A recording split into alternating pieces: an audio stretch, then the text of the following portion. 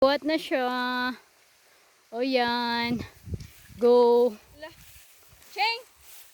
Asan na yung kahoy mo, Sheng? Ako na! Ito. O, hindi na na. Pagdala. Dali mo ito, Sheng. Normal nga bahay.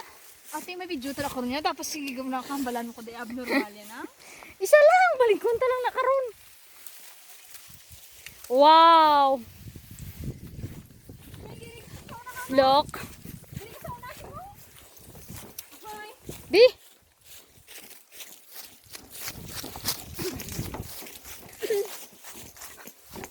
Ay, guys, magaan lang siya. Magaan daw.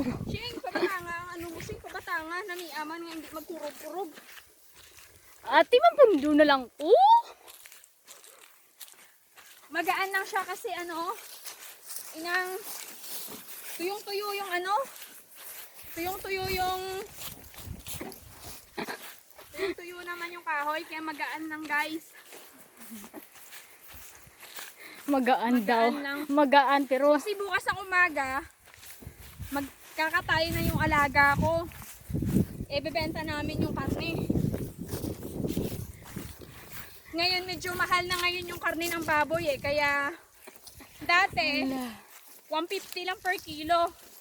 Ngayon dahil medyo nagmahal na sa market, 180 ang kilo. So ibebenta ko na lang siya ng 160 yung laman. Tapos yung paa naman ay 130 per kilo. Tapos yung ulo 100 pesos per kilo. Ayan. Ngayon, papanggatong to namin bukas kapag kakatayin namin yung baboy.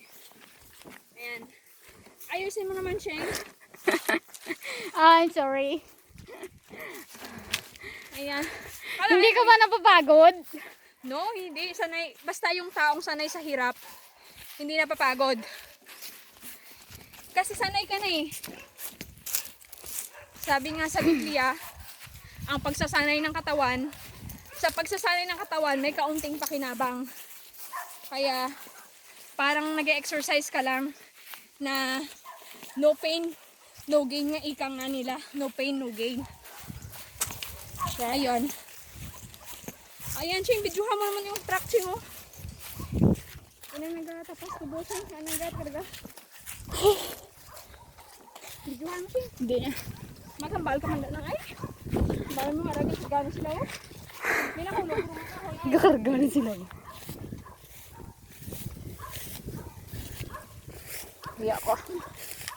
Videohan mo ko na. Ayan oh. Hindi siya napapapagod.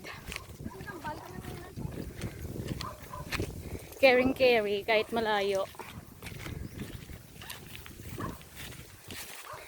Ganyan talaga. Sobrang sipag niyan. Malakas pa sa kalabaw.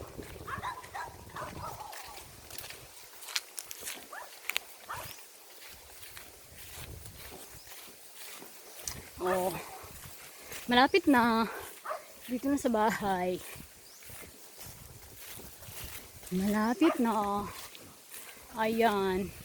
Ilalagay niya. Wow. Salamat sa pagbuhat. Layo yun, Ching. Dami natin gawin. Yan.